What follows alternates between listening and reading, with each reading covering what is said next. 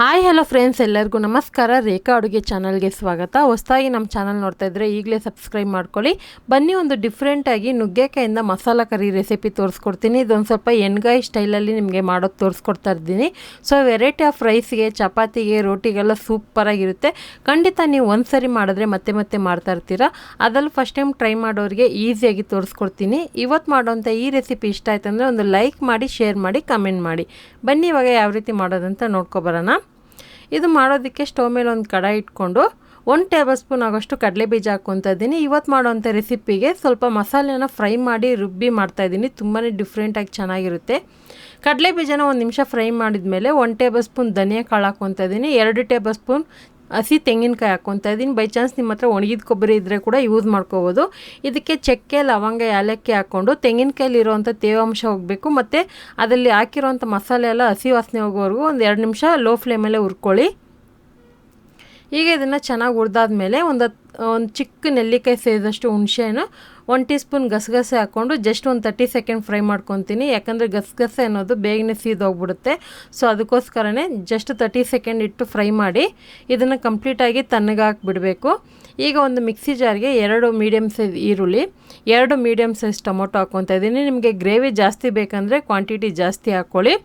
ಈಗ ಇದನ್ನು ನಾನು ಸ್ವಲ್ಪ ತರ್ತರಿಯಾಗಿ ರುಬ್ಕೊಬಂದಿದ್ದೀನಿ. ನುಣ್ಣಗೆ ರುಬ್ಬೇಕಂತೇನಿಲ್ಲ. ಈಗ ಸ್ಟವ್ ಮೇಲೆ ಒಂದು ಕಡಾಯಿ ಇಟ್ಕೊಂಡು ಒಂದು 4 ರಿಂದ 5 ಟೇಬಲ್ ಸ್ಪೂನ್ ಎಣ್ಣೆ, 1/4 ಟೀ ಸ್ಪೂನ್ ಜೀರಿಗೆ, 1-2 ಹಸಿರು ಮೆಣಸಿನ್ಕಾಯಿ ಹಾಕ್ಕೊತಾ ಇದ್ದೀನಿ. ಈ ರೆಸಿಪಿಗೆ ಸ್ವಲ್ಪ ಎಣ್ಣೆ ಜಾಸ್ತಿ ಇದ್ದರೆ ಟೇಸ್ಟ್ ತುಂಬಾ ಚೆನ್ನಾಗಿರುತ್ತೆ ಮತ್ತು 2 ಡೇಸ್ವರೆಗೂ ಇಟ್ಕೊಂಡು ತಿನ್ಬೋದು. ಈಗ ರುಬ್ಬಿರೋ ಅಂಥ ಟೊಮೊಟೊ ಈರುಳ್ಳಿ ಪೇಸ್ಟ್ ಹಾಕ್ಕೊತಾ ಇದ್ದೀನಿ. ಇದ್ರ ಜೊತೆಗೆ ಸ್ವಲ್ಪ ಕರಿಬೇವಿನ ಸೊಪ್ಪು ಹಾಕ್ಕೊತಾ ಇದ್ದೀನಿ.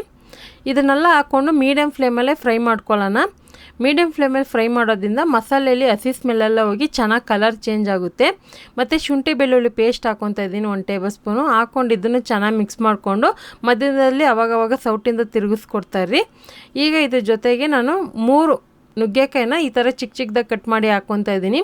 ಆದಷ್ಟು ಎಳೆ ನುಗ್ಗೆಕಾಯಿ ತೊಗೊಳ್ಳಿ, ಆವಾಗ ನಿಮಗೆ ಸಾಫ್ಟಾಗಿ ಬೇಗನೆ ಕುಕ್ ಆಗೋದಕ್ಕೆ ಈಸಿ ಆಗುತ್ತೆ. ಈಗ ನುಗ್ಗೆಕಾಯಿನೂ ಹಾಕಿ ಚೆನ್ನಾಗಿ ಫ್ರೈ ಮಾಡ್ಕೊತಾ ಇದ್ದೀನಿ. ಈಗ ಇದನ್ನು ಮೀಡಿಯಮ್ ಫ್ಲೇಮಲ್ಲೇ ನಾನು ಒಂದು 10 ನಿಮಿಷವರೆಗೂ ಫ್ರೈ ಮಾಡ್ಕೊತಾ ಇರ್ತೀನಿ. ಅಷ್ಟೊತ್ತಿಗೆ ನಾನು ಈಗ ಏನು ಫ್ರೈ ಮಾಡಿದ್ನೋ ಮಸಾಲೆನೆಲ್ಲ ಹಾಕಿ ಆ ರುಬ್ಬಿರೋಂಥ ಮಿಕ್ಸಿ ಜಾರ್ಗೆ ಹಾಕ್ಕೊತಾ ಇದ್ದೀನಿ. ಹಾಕ್ಕೊಂಡು ಒಂದು ಸ್ವಲ್ಪ ನೀರು ಹಾಕಿ ಇದನ್ನು ಕ್ರೀಮಿಯಾಗಿ ಆದಷ್ಟು ನುಣ್ಣಗೆ ರುಬ್ಕೊಳ್ಳಿ. ತರ್ತರಿಯಾಗಿದೆ ಚೆನ್ನಾಗಿರಲ್ಲ, ಆದಷ್ಟು ನುಣ್ಣಗೆ ರುಬ್ಕೊಳ್ಳಿ. ಇವಾಗ ರುಬ್ಬಿದಾಯಿತು. ಅದೇ ಟೈಮ್ಗೆ ನುಗ್ಗೆಕಾಯಿನೂ ಒಂದು 50% ಬೆಂದಿರುತ್ತೆ. ಯಾಕಂದರೆ ಮಧ್ಯದಲ್ಲಿ ಆವಾಗವಾಗ ಸೌಟಿಂದ ತಿರುಗಿಸ್ಕೊಟ್ಟಿದ್ದೀನಿ. ಮಸಾಲೆನೂ ಹಸಿ ವಾಸನೆ ಹೋಗಿ ಕಲರ್ ಚೇಂಜ್ ಆಗಿದೆ. ಈಗ ಇದಕ್ಕೆ ಅರಿಶಿನ ಪುಡಿ, ಗರಂ ಮಸಾಲ ಮತ್ತು ಖಾರದ ಪುಡಿ ಹಾಕ್ಕೊತಾ ಇದ್ದೀನಿ. ಸೊ ನಿಮಗೆ ಖಾರ ಎಷ್ಟು ಬೇಕೋ ನೋಡಿ ಹಾಕ್ಕೊಳ್ಳಿ. ಈಗ ಇದನ್ನು ಹಾಕಿ ಒಂದು 30 ಸೆಕೆಂಡ್ ಫ್ರೈ ಮಾಡ್ಕೊತಾ ಇದ್ದೀನಿ. ಸ್ವಲ್ಪ ಈ ಕಲರ್ ಕೂಡ ಚೇಂಜ್ ಆಗಬೇಕು ಮತ್ತು ಅದರಲ್ಲಿರೋ ಹಸಿ ಸ್ಮೆಲ್ ಕೂಡ ಹೋಗಬೇಕು. ಆದಷ್ಟು ನಮ್ಮ ಚಾನಲಲ್ಲಿ ನುಗ್ಗೆಕಾಯಲ್ಲಿ ಕೂಡ ವೆರೈಟಿ ಆಫ್ ರೆಸಿಪಿ ಹಾಕಿದ್ದೀನಿ. ನೀವು ನೋಡಿಲ್ಲ ಅಂದರೆ ಒಂದು ಸರಿ ಚೆಕ್ ಮಾಡಿ. ಹಾಗೆ ಇವಾಗ ರುಚಿಗೆ ತಕ್ಕಷ್ಟು ಉಪ್ಪು ಹಾಕ್ಕೊತಾ ಇದ್ದೀನಿ. ಉಪ್ಪು ಹಾಕಿ ಮಿಕ್ಸ್ ಮಾಡ್ಕೊಳ್ಳೋಣ.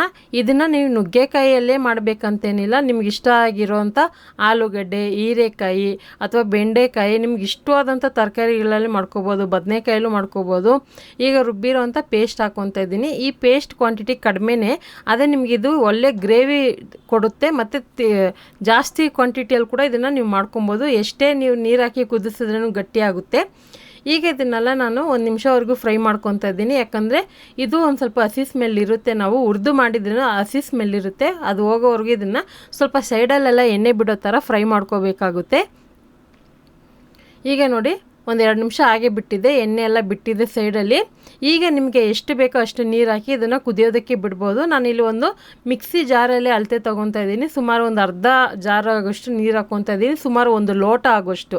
ಸೊ ನಿಮಗೆ ನೀರು ಜಾಸ್ತಿ ಬೇಕು ಅಥವಾ ತೆಳ್ಳಗೆ ಬೇಕು, ಗಟ್ಟಿಯಾಗೂ ಇರಬೇಕು, ತೆಳ್ಳಗೂ ಇರಬೇಕಂದ್ರೆ ಇನ್ನೂ ಸ್ವಲ್ಪ ನೀರು ಹಾಕಿ ಎಕ್ಸ್ಟ್ರಾನೂ ಕುದಿಸ್ಕೋಬೋದು.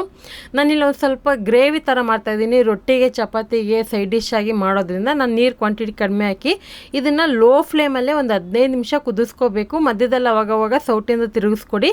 ಆದಷ್ಟು ಲೋ ಫ್ಲೇಮಲ್ಲಿ ಮಾಡೋದ್ರಿಂದ ನಿಮಗೆ ಆ ಒರಿಜಿನಲ್ ಟೇಸ್ಟ್ ಸಿಗುತ್ತೆ. ಒರಿಜಿನಲ್ ಕಲರ್ ಕೂಡ ನ್ಯಾಚುರಲಾಗಿ ಬರುತ್ತೆ, ನೋಡ್ತಾ ಇರ್ಬೋದು.